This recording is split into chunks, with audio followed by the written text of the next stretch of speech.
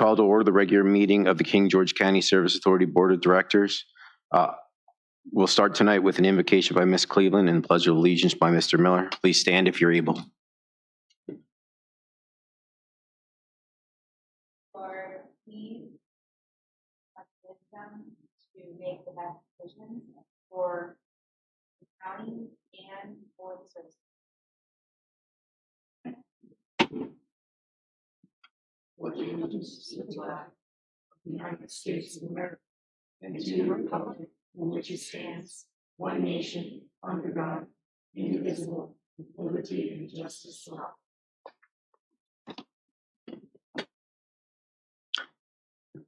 Mr. Miller, are there any amendments to the agenda tonight? Yes, sir. We have a amendment that we need to add a proposed award of bid for the Fairview Beach wastewater outfall project.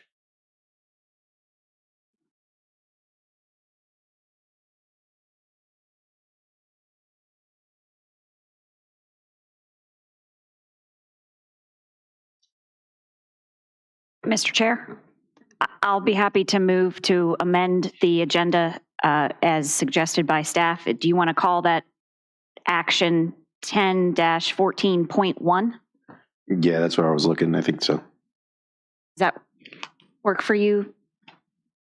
Does that work for the general manager? I think that's fine. We do have an item before that would would keep Miss Pitts and Miss Hahn at the podium. So that would be fine. Second. We have a motion made and seconded. All those in favor? Aye. Aye. Chair votes aye. Motion carries. Moving on to public comment. Do we have anybody in the audience that wants to speak?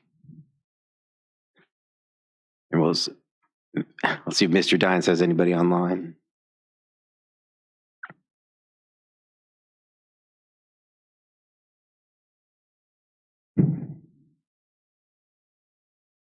Is there anybody online that wants to speak for public comment?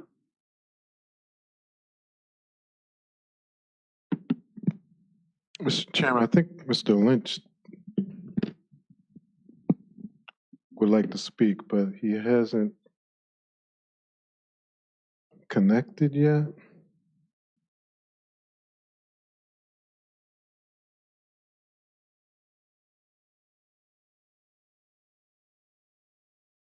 I'll give him a second.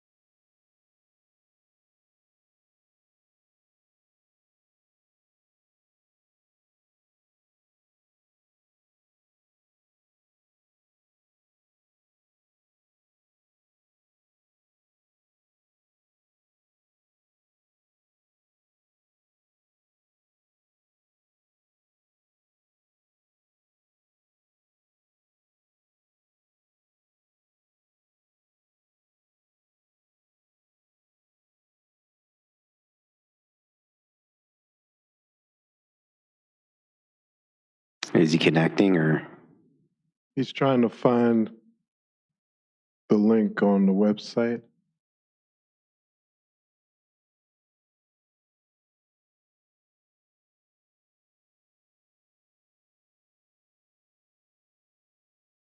So I'm trying to direct him there.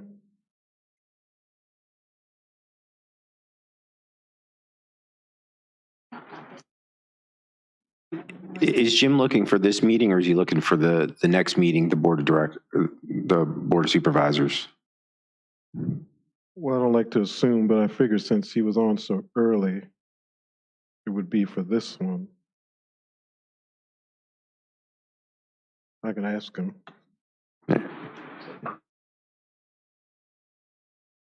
Unless you can, yeah, maybe we can move in. Yeah, we'll move on, and if he gets on, let me know, and we'll come back to public comment. All right, great, thank you. We'll move on to reports of members of the board. Ms. Binder? Thank you very much. I have a very brief report. I attended the Fall Festival, and among other numerous county topics, I had quite a few conversations about water rates and what we're doing with the debt. So we are listening. Thank you. Ms. Kupka? Thank you, Mr. Chair. I wanted to bring to staff's attention, it came up at the Department of Social Services Administrative Board meeting last night, that there is and it looks like Mr. Franklin just copied you on this email as well, Mr. Miller.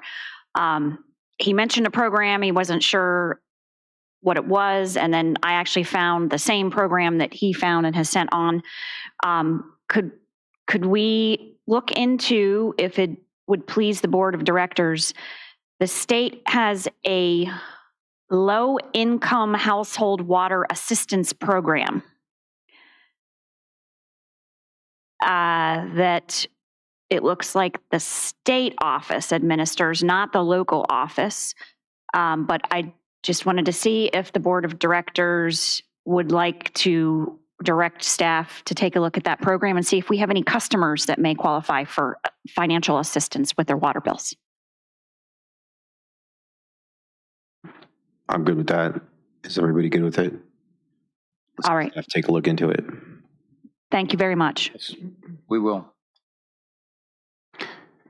Ms. Cleveland? No report. I'm just going to have a small report.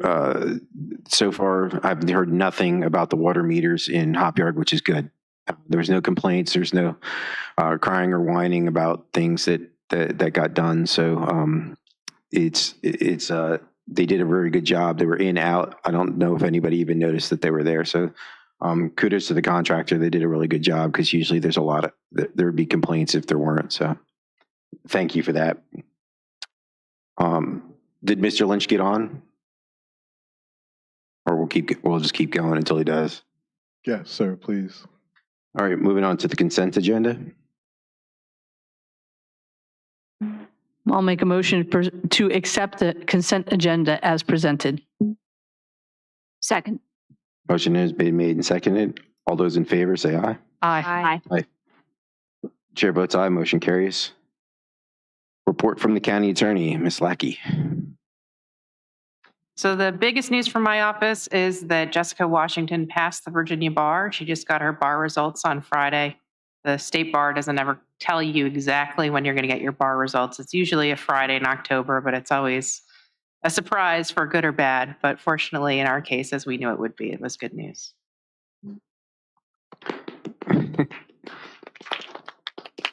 Congratulations to Ms. Washington. That's a big accomplishment, and we're glad to have her on board. Presentations and reports.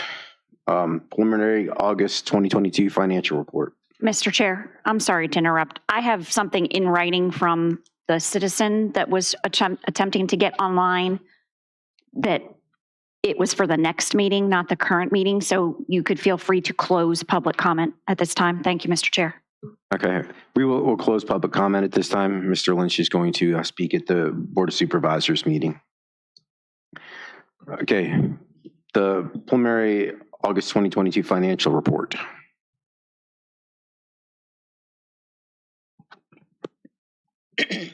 Good evening, Mr. Chair, members of the board. Our preliminary numbers for August, revenues in the total amount of $82,732 for a year-to-date total of $1,112,114. Expenditures for the month of August, preliminary $335,708 for a total of $629,732. There has not been any of the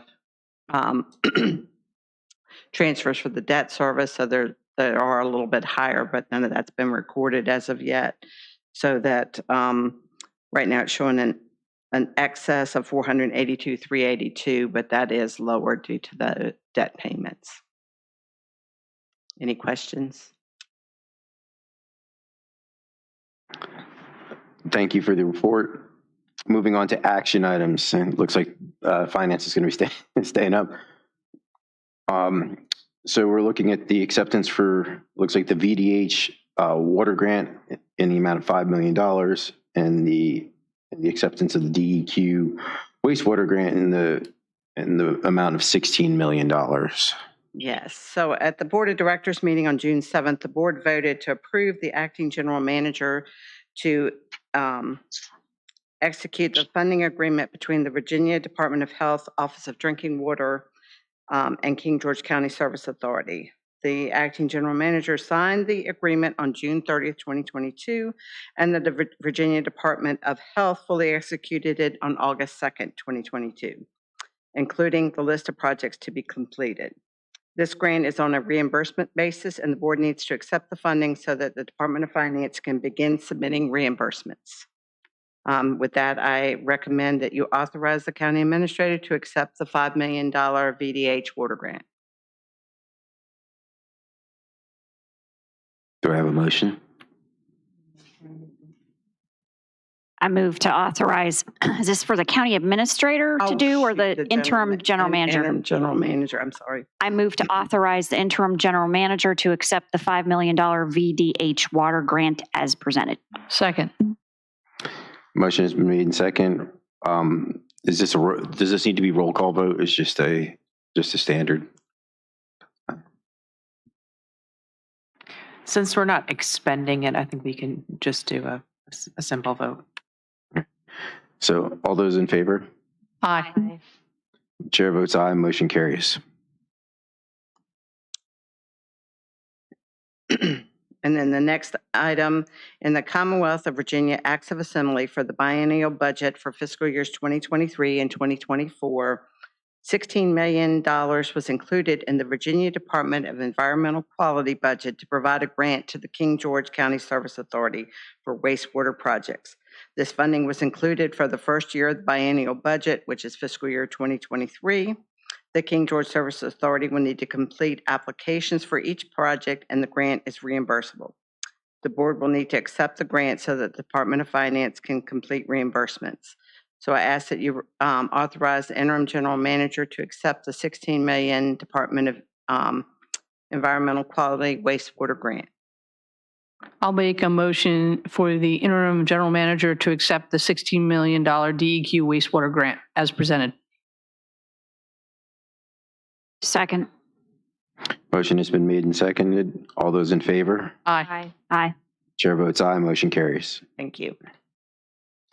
Moving on, more stuff for the Department of Finance. The award of agreement for the purchase of AMI water metering parts. Good evening, Mr. Chair, members of the board. I'm here before you this evening in reference to the award of an agreement for the purchase of AMI metering parts.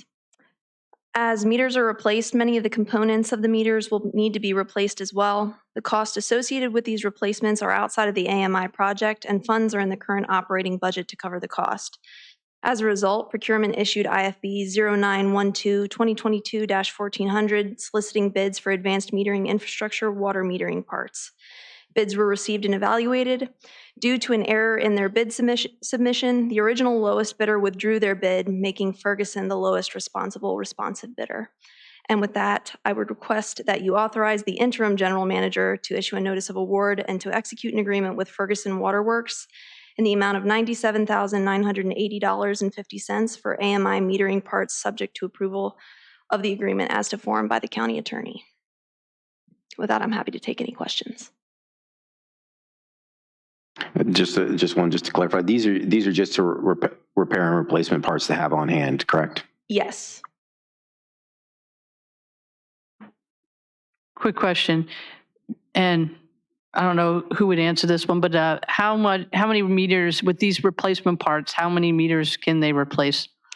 So if you look at your bid tab, I didn't include the quantities, but I can send you the quantities list. I'm just curious to make sure we have enough on hand because you never know when something goes bad. But I'm sure you got that covered. Yes. But thank you. Mr. Chairman, I have a question. So the question is, so you said this was outside the AMI budget, but was it originally, did we budget for it at all? Or is this just coming up and we're like, oh, okay, we have to add $100,000 to this? We actually include in our budget every year metering parts. So with the AMI project, they're going out and replacing meters, and some of the meters are older. And if we had to go out and do work on them, we would be replacing these additional parts. They're not the meters themselves, but parts surrounding them. Yeah, it's the yolks, the yoke expanders.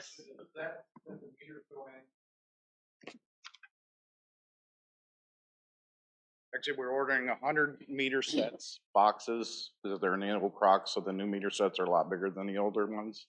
So it's 100 sets of the actual box, the set, and then the older sets that are in Dahlgren, they require expansion wheel for the sets that are in there. The big cost of this is most of the Dahlgren area don't have check valves in their water systems. So 1,000 of those parts, which is almost half of that, is to replace the expander with a check in it, which will bring it up to current code. So what's it typically in the budget per year for the maintenance, the parts? Usually 55,000, which is the setters, the boxes. That gives us 100 for the year. The big cost add-on is the yoke expander that has the check in it to bring it up. And so those are needed for the new meters that are being put in? Well, when we change out a meter, we change that out too. But since we're doing that whole area, it gives us a chance to bring all those up to code, and there can't be backfeeding of water into the system from a house. So I'm going to just ask a tough question because it sounds like it got missed. Did it get missed or? Well, when we started changing them out, we noticed that it's concentrated mostly in Dahlgren, but they're through Fairview with some of the older ones and they make that now available that we can have a check valve in it. So that was the added cost to what we normally would be doing. That one part is almost half of what that is. So, but it did get missed then. I'm just want to make sure that I understand. So we added that on to what we normally do. And I don't think I think you're referring to being missed in the AMI project. No, in the budget, The project for that was just for the replacement of the meters. And so you really can't say it was missed until you actually get into the meters and open them up and get ready for replacements. So I included in. They would be happy to do it, but they charge us $250 an hour to do it. Yeah, I guess the question is though, so I know that it's outside of that budget, but it also sounds like it's missed from our budget. And I'm just trying to understand, is it something that just has come up that needs to be replaced, or is it something that we should have known about? Mr. Chairman, so yes and no, and yes and no. It could have been included in the project, but I think what John, Mr. Eisenbeis, and Ms. Norris Barker and Ms. Hahn and Ms. Pitts had discussed was that there's a cheaper way to do this by doing it this way, and it was the cost to us was a lot lower to do it in this manner as opposed to including it as part of the AMI project. So I don't know what the estimate would have been if AMI had costed that out in their overall bid, in their overall project, right? So the decision that they made is that, or what they're recommending is that you do it this way. The county's service authority can get these parts at a cheaper by doing it this way rather than allowing it to be a part of the entire project that the AMI folks are going to do. So I get that. The question though is, did we know that we were going to have an extra $55,000 on top of that budget that we projected? This is an additional $55,000 that was not in the original budget. I think at the time, so the AMI project is something that has been on the horizon for going back a couple years beyond perhaps even your term on the board. I don't know if they ever went back and scoped it out again. Do you know, Donna, when it went to, it got into the CIP, did we scope it out and make sure we had everything? Because I don't know that we did that. There was a scope of work that was written prior to the CIP to be used for the CIP. Right. So it actually went out to get proposals prior to the approval. These meter sets were not included in that scope of work. And that was, the scope of work was between our engineering department, and Jonathan Weekly. So I can't speak as to whether he knew that we were going to have to replace these meter sets at that time or not, since he's no longer with us.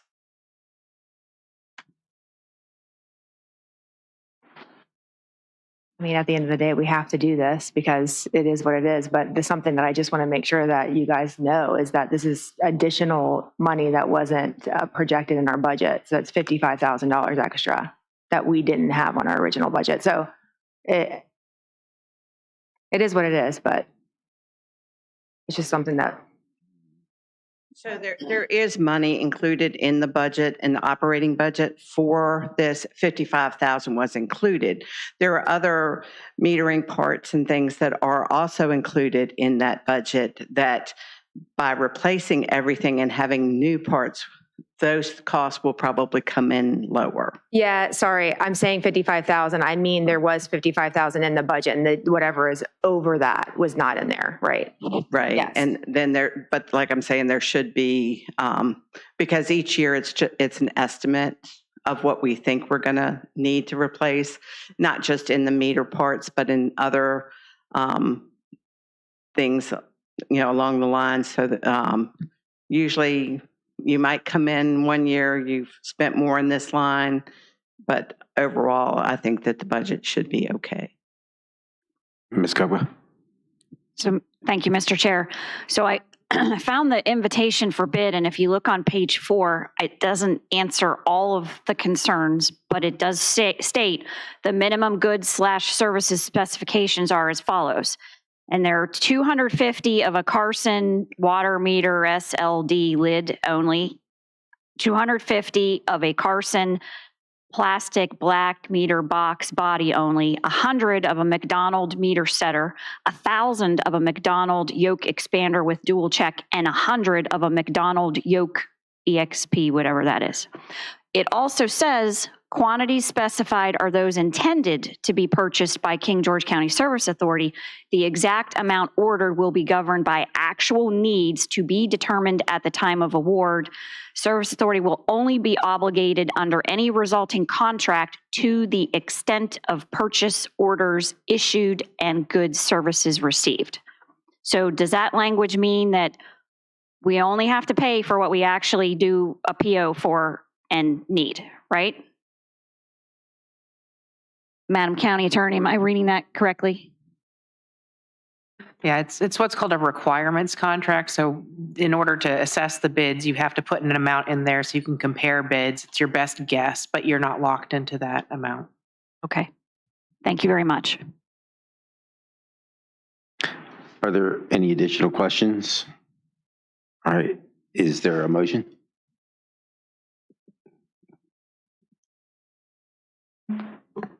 I authorize the interim general manager to issue a notice of award and to execute an agreement with Ferguson Waterworks in the amount of $97,980.50 for AMI metering parts, subject to approval of the agreement as to the form by the county attorney. Second. Since this is a money expenditure, we'll roll call vote. Ms. Binder? Aye. Ms. Kupka? Aye. Ms. Cleveland? Aye. Chair votes aye. Motion carries. Next item up is the award of agreement for the Dahlgren Sludge Pond decommissioning. Okay, the second item I have is in reference, as Mr. Parker said, to the decommissioning of the Dahlgren Sludge Pond. Procurement issued IFB 10/03/2022-1400 soliciting bids for the decommissioning of the Dahlgren Sludge Pond. Only one bid was received, however, their references were checked and they were determined to be a responsible bidder. A meeting with the bidder was conducted on October 13th to explore the possibility of deductions to the original bid. Staff is confident that the cost can be reduced during construction. With that, I would request that you authorize the interim general manager to issue a notice of award and to execute an agreement with Johnston Construction Company in the amount of $123,842 for the decommissioning of the Dahlgren Sludge Pond, subject to approval of the agreement as to form by the county attorney. With that, I'm happy to take any questions. Are there any questions? I just want to ask Mr. Miller a question for clarification. This and I've seen the sludge pond, this is the pond that was found after DEQ came in January, correct? That's my understanding, yes. And it was something that had been there for a while. It's my understanding that it dates back kind of into the early 2000s is how I understood it. And maybe even further than that, but it is out of service, but it's essentially, we'll just put it this way, the Department of Environmental Quality would like to see it gone, so. And taking a walk with Imboden, I saw Mr. Parker was with me at that time. We could see why it needs to be gone. And I could also see how if you didn't have institutional knowledge, you could not know it was there, but I'm glad it'll be taken care of. The only question I had is any part of that part of the 16 million? Was that part of the projects in there? I know there's work at Dahlgren for different things in that. So we can reimburse ourselves with the funds from the grant because it does qualify as the kind of wastewater treatment plant projects that would allow us to do that. So we will have to obviously expend initial funds that the service authority has. And then when we begin the projects getting scoped out and all that kind of arrangements, we'll then reimburse ourselves when the funding comes in. All right. I just wanted to clarify that because that affects the budget if it's right with the grant. All right. Do I have a motion? I will make a motion to authorize the interim general manager to issue, wait a minute, hold on, I was in the wrong. I got it. Sorry, I was reading two documents there. I authorize the interim general manager to issue a notice of award and to execute an agreement with Johnston Construction Company in the amount of $123,842 for the decommissioning of the Dahlgren sludge pond, subject to approval of the agreement as to form by the county attorney. Second. Motion hasn't been made and seconded. Roll call vote. Ms. Bender? Aye. Ms. Kupka? Aye. Ms. Cleveland? Aye. Chair votes aye. Motion carries. Moving on to the amended agenda item, the award of the Fairview Beach outfall structure. So this one, procurement issued IFB 10/06/2022-1400, soliciting bids for the Fairview Beach wastewater treatment plant outfall replacement. 3 bids were received and the lowest bid came from Maverick Construction LLC. References were checked and Maverick was found to be a responsible bidder. Funding for this project will be part of the $16 million grant for wastewater treatment projects. I'd also like to include that with the bid tabulation, you can probably see that there's a large spread in costs from the 3 bidders that we received. We reached out to the low bidder to ensure that they understand exactly what we're asking for, and they do. I was on the call along with our county engineers, Bryce Young and Travis Kusenberry. So we do feel confident that they can complete this for the cost that they've bid. With that, I'm happy to take any questions. Do we have any questions? I do have a question. I'm not sure if you can answer, Megan, or Mr. Miller. So this outfall replacement, is this something that was identified as needed was it a long-term or is it something new that has come up? So, and Mr. Eisenbeis can certainly add to what I'm going to tell you, but in November of last year, probably around Thanksgiving, they had a problem occurring at the Fairview Beach wastewater treatment plant, and it was identified that the outfall that goes into the Potomac River for the discharge of the clean, treated wastewater, it goes from an 8-inch pipe down to a 4-inch pipe, and the construction of that transition was fairly inadequate is what was identified. And so working with Imboden, Mr. Eisenbeis, and we were able to make a temporary repair. And now, DEQ and the Virginia Marine Resources Division is requiring a more permanent repair. And so the plan is to go from an 8-inch to an 8-inch. So it'll stay an 8-inch the entire way. But what had happened is it was affecting the operations of the plant because we were very concerned that it could, we were going to be discharging untreated sewage. And so that was why we wanted to make sure that that was working. Is that essentially this?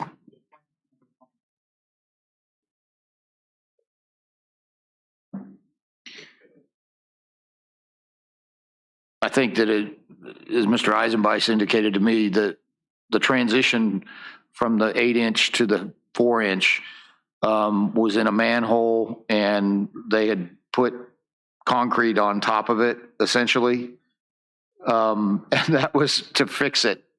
And then when it got out into the Potomac, if you're familiar with the area, I can tell you, it's essentially a little bit past Rick's, correct? It's in the parking lot of Rick's going out into the river, which we have 1,600 foot of 8-inch pipe coming from the plant, which went into a 4-inch pipe in a manhole with a rubber coupling. And their fix was to just, because it kept coming off. I mean, 8 inches going into 4 inches was too much pressure. So they filled the manhole with concrete at some point. There was no way to get back in there to repair it. So we had to cut it off and run a temporary out. And so this is the permanent fix. And we have worked with, Draper Aiden, which is now TRC, is essentially handled the administration on this project. We've had to get approvals from a various number of the state resources because they obviously work with the Maryland resources, but we are good to go. The permit has been issued, and so that's why we were wanting to get this on. And I think, as Ms. Pitts indicated, this would also be something that could be identified as a project that we fund through the wastewater treatment grant that we're getting. Thank you. Are there any other questions? Do I have a motion?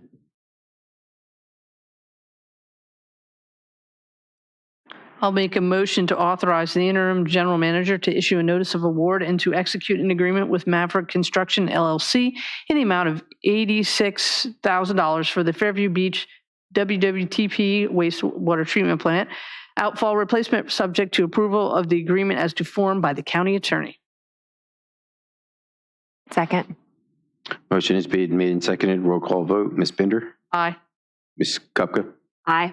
Ms. Cleveland? Aye. Chair votes aye. Motion carries. All right, thank you very much. Moving on to the general manager's report. Okay. Let me just, first of all, add in a couple of things that aren't on this list.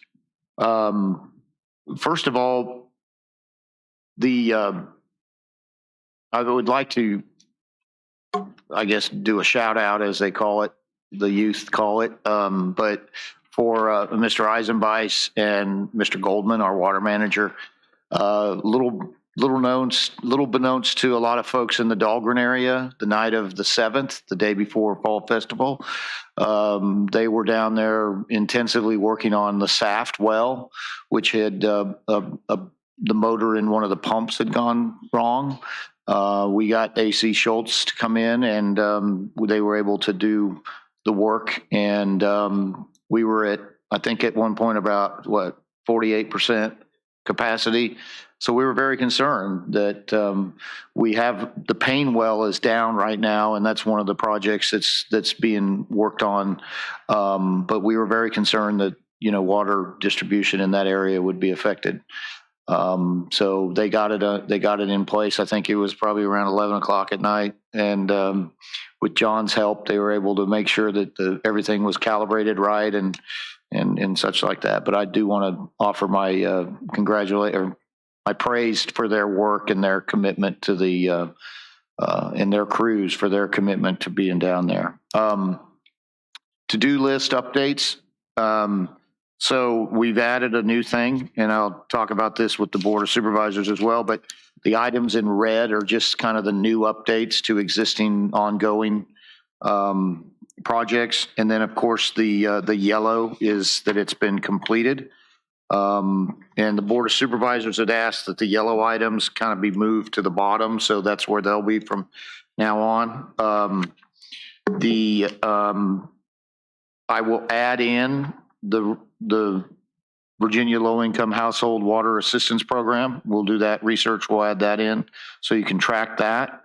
A new item that we'll also put on there is the second item or the third item on the report today, which is Fairview Beach Water Distribution Study.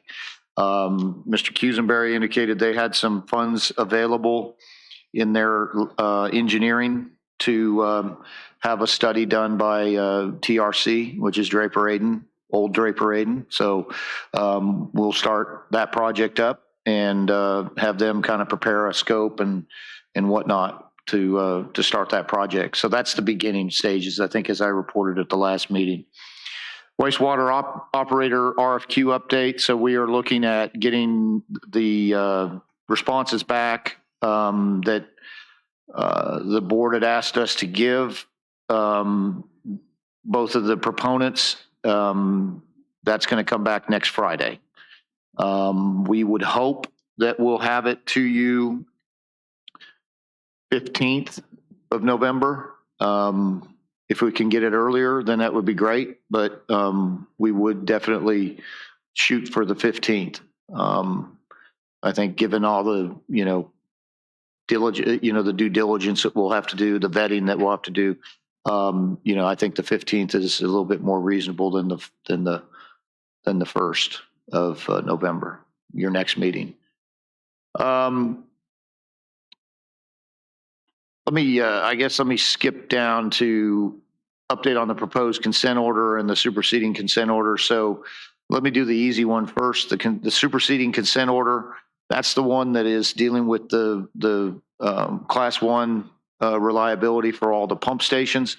That is something that we have a 6-month standing update that we provide DEQ with. We just completed that for October.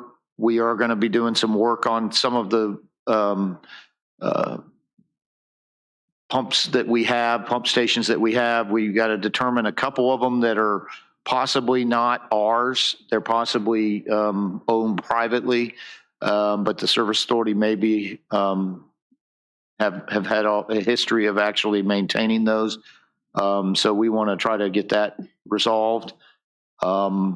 The more complicated one up there that I'm not going to necessarily get into, but I'll just inform you that we are in the process of, this is for informational purposes, we're obviously in the process of undertaking negotiations with the DEQ on that proposed consent order for Dahlgren and Perkins Corner, having some meetings with the folks from DEQ, and we've asked for more information. So that is an item that we obviously will, as we start to get into the more serious stuff, and that would require board action, we'll be bringing it to you. Water service to commercial property. So we have existing regulations that can essentially be interpreted when you have commercial properties or a business that's going to open up. It looks at the number of seats. It looks at the number, in terms of estimating water usage. Our regulations, our current regulations, essentially kind of start high, and then with an engineer's involvement or a similar building can then be modified lower. What I'd like to do is to have our engineers do some comparative analysis of what other communities are doing in this area, because I think that it can sometimes be a little frightening to a business when they see, this is what you're going to pay in terms of water connection to the service authority. And so this is something I know that some of the supervisors, some of the board of directors have had conversations with potential businesses or people that want to do business here. And it's kind of one of those things that we want to make sure that it's not a deterrent, but we also want to make sure that we're capturing the true amount. But I'd like to have some initial work done, and then we'd bring it back to you all for some discussions. The other item, I guess, would be on the back. Mr. Dines is at the employee anniversaries, the new hires. So Stephen Proctor, who's with wastewater, he was in maintenance and water. He's now working essentially at Oakland Park, and then Joseph Lipscomb also in maintenance, those 5 years anniversaries. That's it. I'll answer any questions if there are any. Thank you, Mr. Miller. Do we have any questions? I just will make a comment. I agree with taking a look at the water usage. A lot of that stuff is very, very old and dated. It's if you look at what they assume a house is going to use, it's quite a bit, and I don't think any house in Hop Yard really ever uses that kind of flow on a daily basis. So most of that stuff is very old and before water conservation and whatnot. So I think that'll be a good thing for. And without, and I would add that, when you don't have a business, a proponent of a business, or or somebody that's made that's inquiring about water service, and that they don't have things like an engineer's study of the estimate of the flow, or they don't have a comparable business, then our default is perhaps a little higher. And because you have to assume that perhaps there is going to be a lot of generation of use. And so what happens is some people get that first initial shock, and then it's like, and we want to try to get this more reasonable. So thank you. All right. Do I have another motion? I move that the King George County Service Authority Board of Directors convene in closed meeting pursuant to State Code Sections 2.2-3711A3 and A6 to discuss and consider acquisition of surface water and potential sites for a water treatment plant where discussion in an open meeting would adversely affect the bargaining position or negotiating strategy of the public body, and discussion or consideration of investment of public funds where competition or bargaining is involved, where, if made public initially, the financial interest of the governmental unit would be adversely affected. Discussion of legal considerations associated with proposals for the same are also authorized by State Code Section 2.2-3711A8 for consultation with legal counsel concerning specific legal matters requiring the provision of legal advice. I invite the interim general manager and county attorney because they are deemed necessary and or their presence will reasonably aid the board in its consideration of the topics to be discussed pursuant to Virginia Code Section 2.2-3712F. Second. We have a motion made and seconded. All those in favor? Aye. Aye. General Manager, sorry. We vote aye. Motion carries. We're now in closed session. Sorry, I'm reading. How are you? Yeah.